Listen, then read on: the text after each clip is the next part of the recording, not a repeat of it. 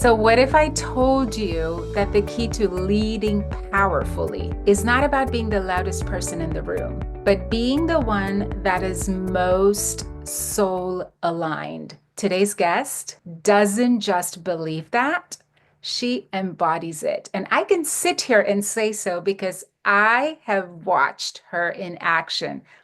I get to call her my friend, so lucky me. But before we dive in, if you are tuned in, go hit that subscribe button, smash that bell so you do not miss a single notification. Now let's welcome my friend, Tracy Spears, who is a powerhouse speaker, author. You guys better be watching her expressions right now because I am totally jamming to those. She is also the brilliant mind behind the Exceptional Leaders Lab. Are we still calling it that? I see it says the Leader Lab there. But today we're not talking about all of that. We're going deeper. We're talking about leadership far beyond those titles, the legacy that you and I cannot fake, and what it really means to lead from a place of wisdom. So, Tracy, welcome. How are you? Wow, I'm super good. Thank you for having me. It is the Leader Lab because my business partner got tired of saying Exceptional Leaders Lab all the time. So yeah, that's Hey, short and sweet, it that's stayed. right. That's That right. is, so we're gonna jump in, let's just cut to the chase because I feel like I can sit here and pick your brain forever. I know we're on a time crunch because I, of course, had to get caught up with your life and my life and how we haven't seen each other. But what is a truth about leadership that most people aren't ready to hear? Oh, the truth that most people aren't ready to hear is probably, I think, a relief that you don't have to have all the answers. I think that's most people think that leadership is the smartest person in the room or the person that signs the check or the person with the big title. But leadership is not that. That's a function of leadership. Leadership to me is influence. So when I think about leadership that people don't want to hear is you're leading in every room you're in every conversation you're in, with everybody that you're talking to. And so that reason people might not want to hear that is you can't be lazy with that, right? Like it's easy to sit in the cheap sheets or seats and throw shade, but like to know that you're walking this earth, influencing everybody, whether you're at your dinner table or you're at in the boardroom. So I think that it just comes with so much more responsibility than what people want. There you go. That's my quick answer. I love it. I love it because, like you said, people think leadership comes in the boardroom. Leadership is my conversation with my children That's or right. our conversation at the grocery store, right? When we're waiting to check out. It creeps in ways that we might not even think about it.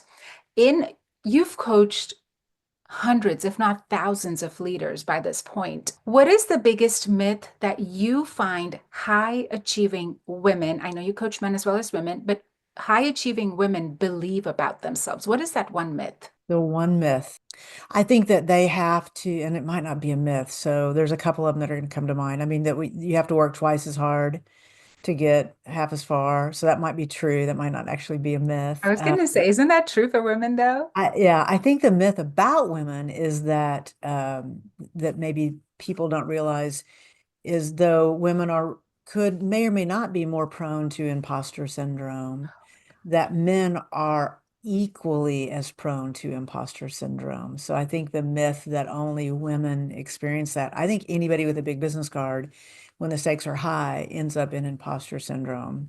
And I think the other myth about, so I'm giving you, you said one, I don't even know if I'm talking about myths, but I'm just going to just riff with you, is that women are too sensitive and that that's a liability. And so I think it's a strength. And so just the idea that, women sometimes think they have to put on I have to have all the answers and be one of the guys.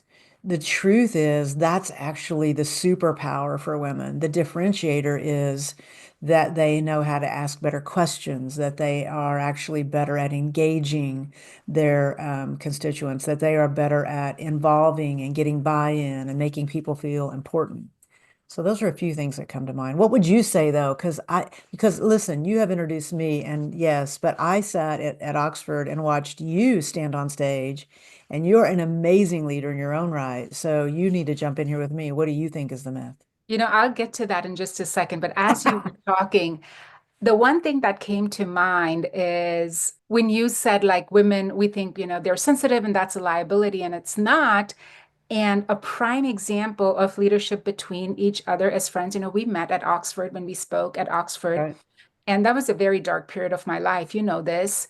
And we were two strangers. We had just met because we were sharing this stage that day. And I That's right. remember afterwards, we got photos done and we went out to the pub. We were shopping, I think. And we started to share our lives with each other. And I teared up. And the one thing you said to me was, "It's okay. Go ahead, cry. I'm a safe space."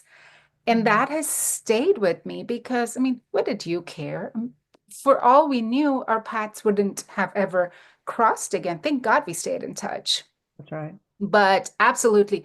But yes, that biggest myth that I think we believe about ourselves as women is high achieving women is the empathy and the sensitivity.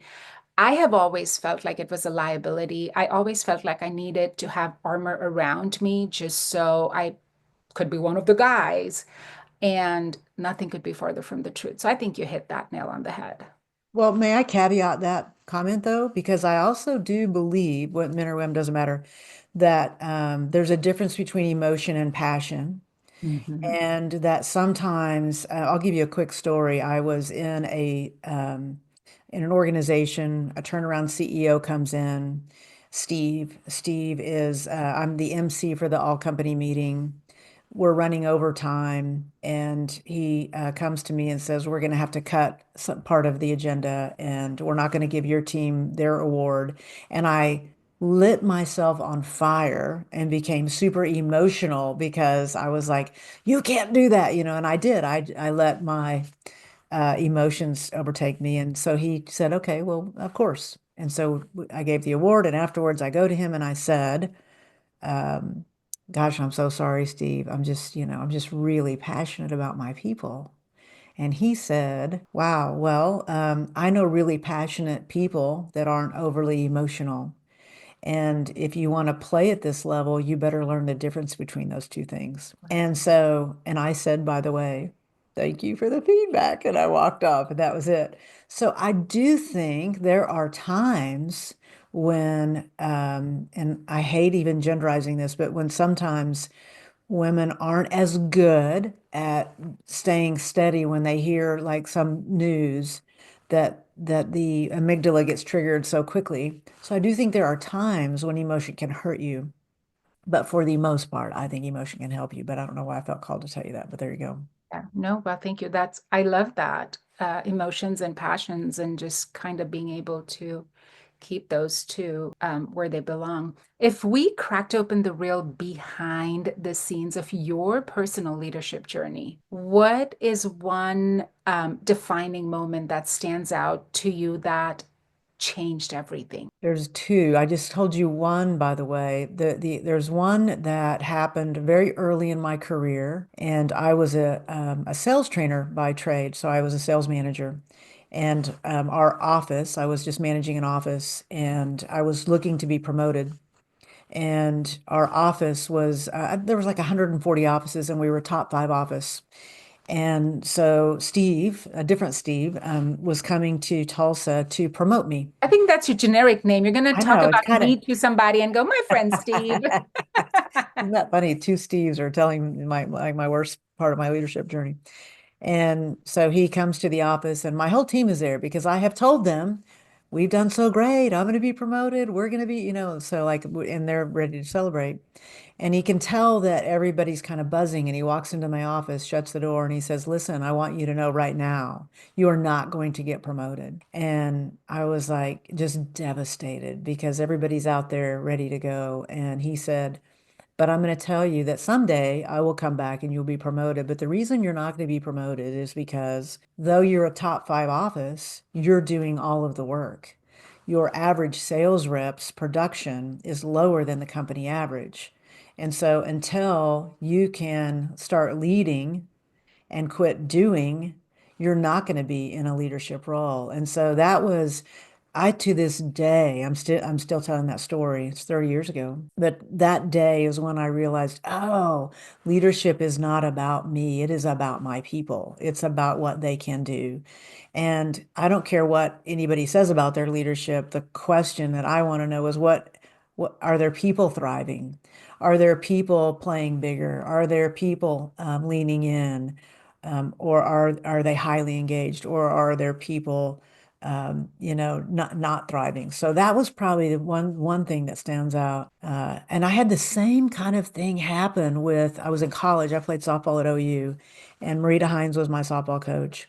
And so early just the short version is I hit a ground ball and they threw me out at first base. Again, I wasn't a great hitter, and I'm running back across the field, and she grabs me and she says, "Spears, what's wrong with you?" And I said, "Oh my gosh, I know, coach. I like sometimes that ball looks like a basketball, but it looks like a beat, I'm so sorry. I'm like apologizing because I can't get a hit."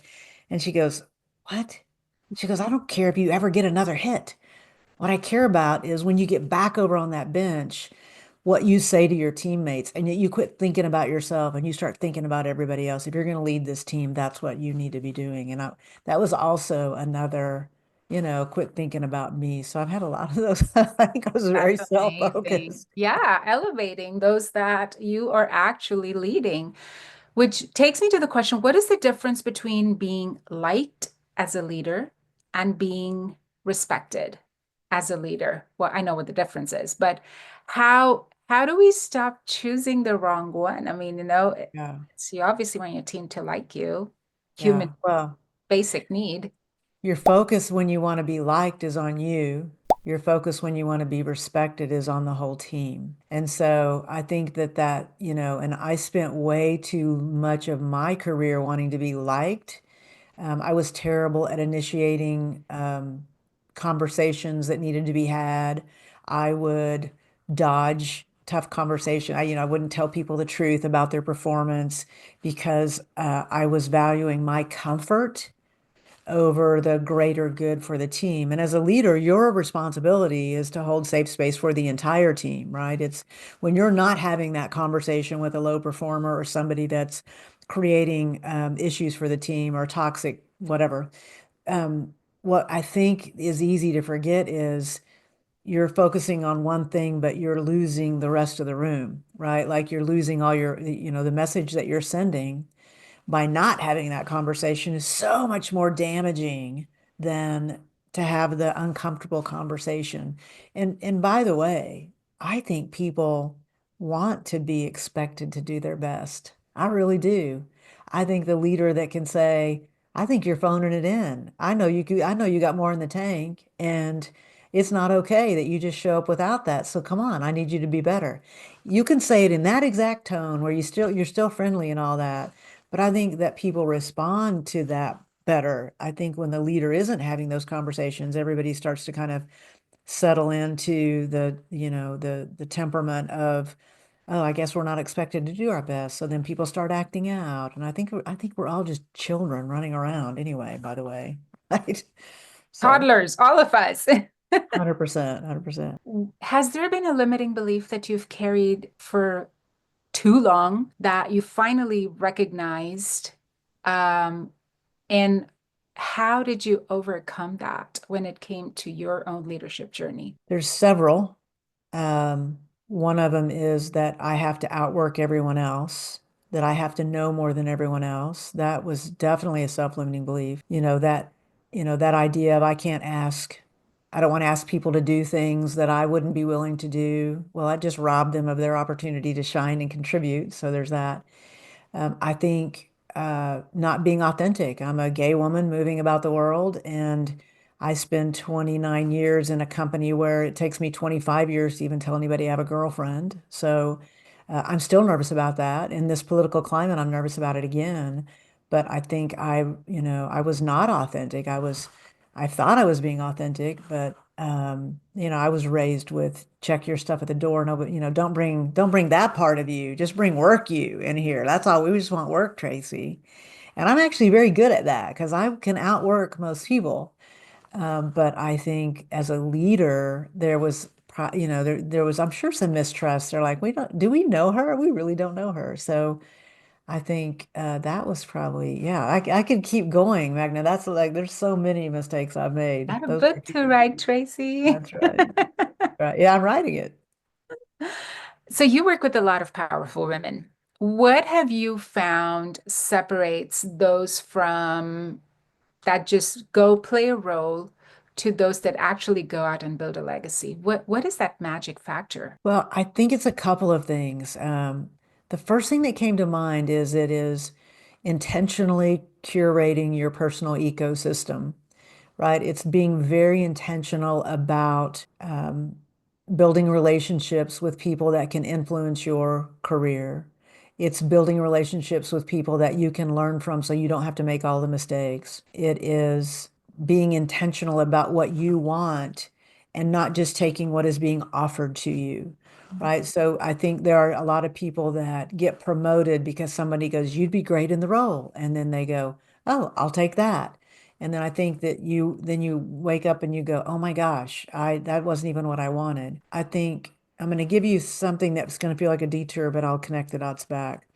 I think that also women have a tendency to take on more than they need to. And so the legacy becomes being a yes person, and that has a limited shelf life and a high burnout rate. And I think that the women that I see that say have a to don't list, they're like, no, no, no, I'm not going to be an easy yes. I know what my value is. I know where I can contribute. I know where I have muscles that other people don't and I'm going to leverage that. I think those women, their legacy is more of, kind of they knew what they wanted and they were willing to say no to things that a lot of other people probably wouldn't say no to because they were afraid that somebody wouldn't like them or they were afraid of what it could do. And the truth is, and you know this, when you start saying no, everybody starts valuing you more. When you're saying yes to everything, you're an easy yes. You get all the shit work, right? You get all the, you get all of the, and then this is the secret that nobody knows. You and I know. That person that's saying yes to too many things, that is trying to keep 100 balls in the air instead of figuring out which five they shouldn't drop, is the person that doesn't get promoted because we can't hire the three people it's going to take to replace her. And so we keep her in that role. Or their leader, the leader says, "Oh, I can't live without her." And they're sabotaging her in rooms she's not in because they don't want to lose her. Because how could I find another Megna, right? How could that even happen?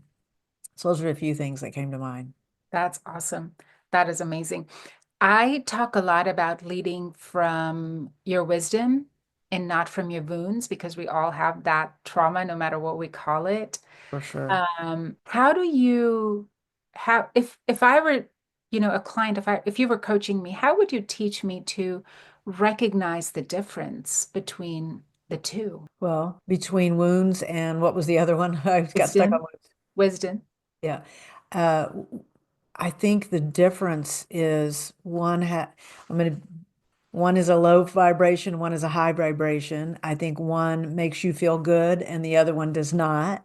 I think if you could pay attention to that feeling that you had at whatever that thing is that is presented to you. If it's exciting to you, then that's more from the wisdom, like, oh, I know I can do this. There's a confidence piece to that.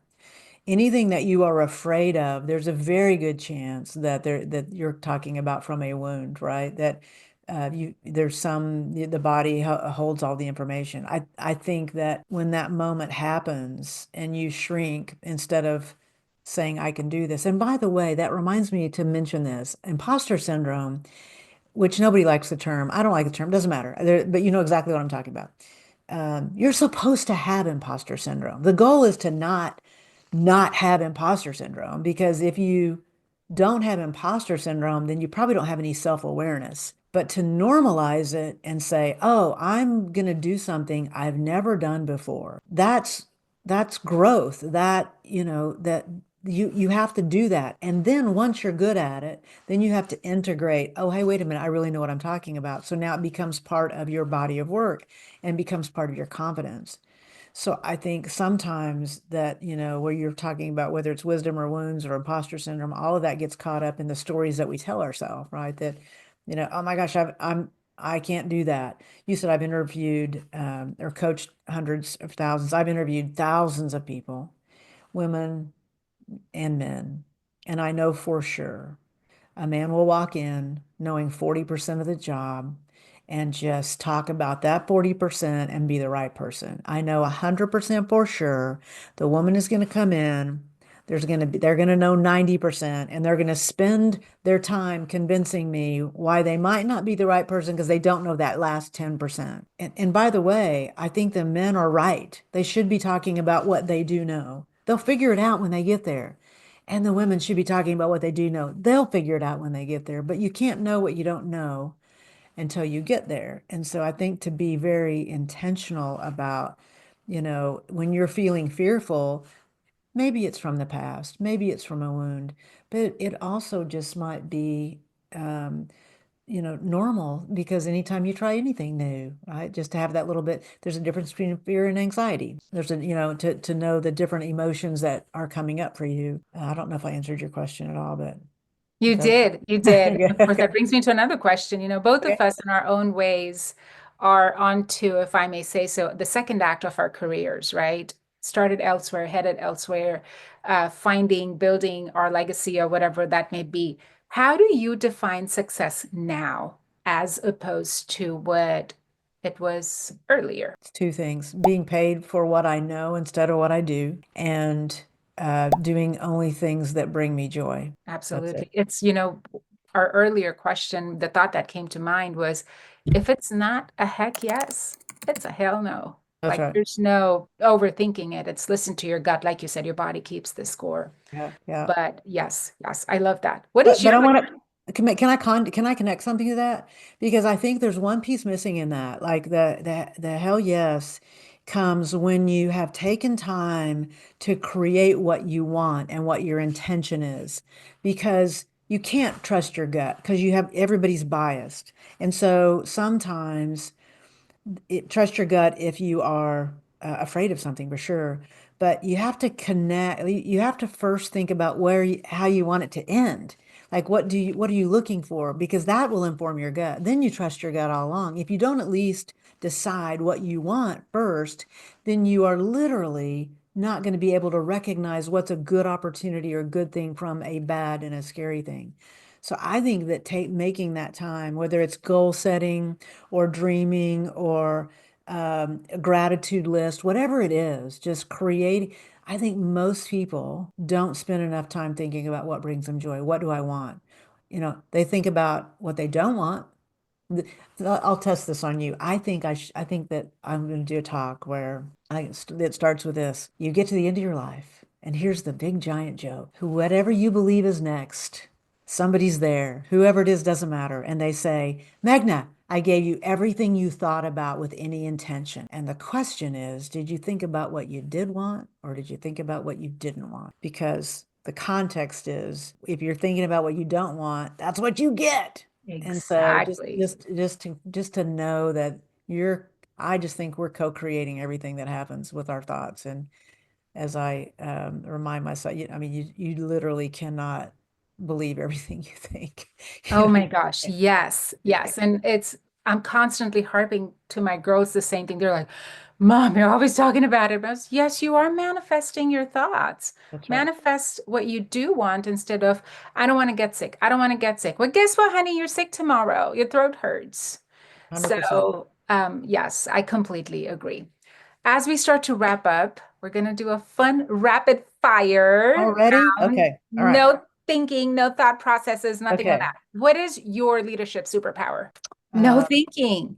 well, Uh, I think my superpower is to create a safe space, and thank you for saying that earlier, where people feel that they can say the thing that needs to be said, whatever that is. Like it's, I don't, even if I think I know the answer, I think early in my career, I was not good at giving you the time to get on board or get comfortable with it or to create buy-in. I think I was just, this is what you need to do.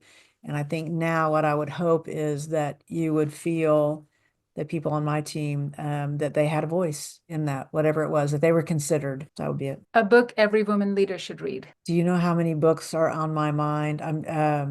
What exceptional leaders know would be nice. Just kidding. I love, okay, I'm going to go with this one. Thinking in Bets, Bets. It's by Annie Duke. She's a poker player and she talks about objective decision making. And do you want me to tell you more about it or do you just want me to leave it there? Yeah. Oh, no, of course. Okay. Yes. So she talks about, she has two books. The other one is called How to Decide, but it's about when you make a decision and it doesn't turn out well and you go, oh, I made a bad decision. Or you make a decision and it turns out great and you go, oh, I made a great decision. And neither one of those are true. That's actually resulting. Resulting is looking at the result and deciding.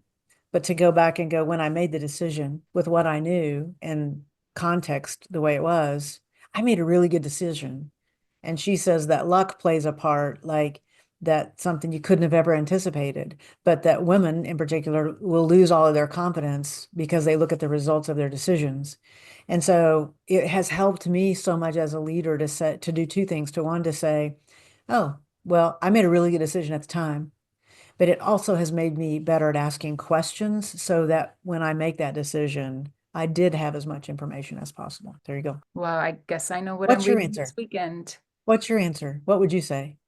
Honestly, the book that I recommend at any point, and I think it's true for most of us, is based upon what's going on in my life currently. Okay. At this point, I would say it would be the book Hello Fears by Michelle Poler. Okay. Do you know about her? I don't. She did the 100 Fear Challenge. She went viral for that. 100 days of doing different things that Nice. she was afraid to do.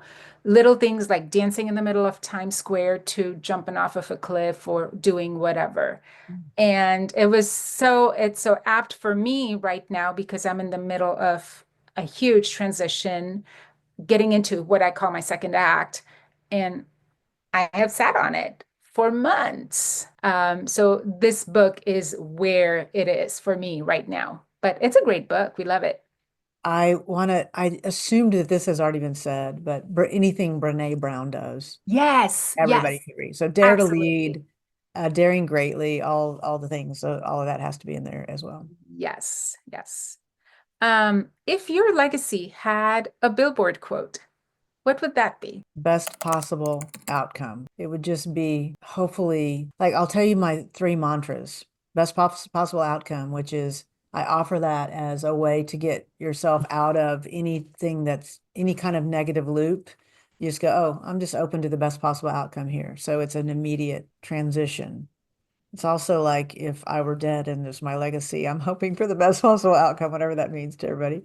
Let the mud settle so the water can clear. I've made too many decisions emotionally in my life, and I look back and go, oh, if I could have just waited just a little bit. So I think that one's one. And time will promote you or expose you. So those would be my three, and I believe it to be true that Tracy you can Spears just dropping it hot. She's coming in hot there with all of those quotes. I love it. I love it. And before I let you go, what does leading with soul mean to you?